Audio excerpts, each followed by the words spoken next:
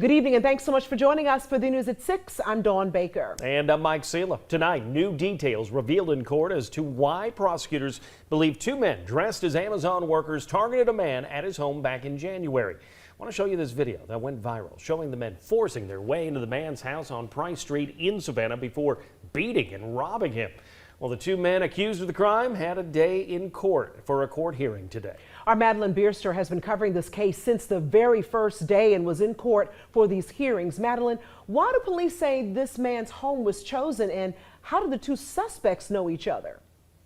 Don, Mike, today Tyrone Anthony appeared in court virtually and Kelvin Way waived his preliminary hearing. The judge decided for the case to move forward. Investigators say one of the suspects actually did plumbing work inside of the victim's home the same week as that attack.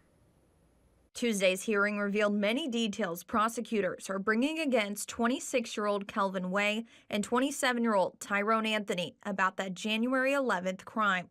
They say the two men posed as delivery drivers, forced themselves inside, and said repeatedly to the victim, "Where's the cash?" They robbed and beat that man for just $60. 4 days later, a tip came in identifying Anthony as a suspect. Another tip later came in identifying Way as the second suspect. The tip mentioned that Way and Anthony are pictured together in many Instagram photos at Kate and Frazier homes and in music videos together.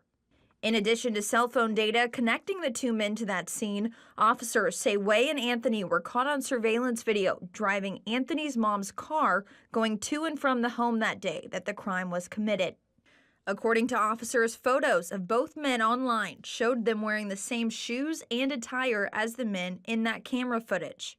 Way had posted photos in his Amazon work uniform, the same clothes officers believed was used in the crime. Amazon confirmed that Way worked for their company previously but was fired a week before this crime, and he hadn't returned his uniforms. Officers in court also revealed that Anthony worked for Henry Plumbing and had done plumbing work at the victim's home just 5 days before this crime. Henry Plumbing told officers he was not working the day of the crime. Anthony admitted to police after his arrest that he had previously been to that home on Price Street, but denied being there for the attack. The box seen in the video that investigators say Anthony was carrying, along with the hard metal object, were never found.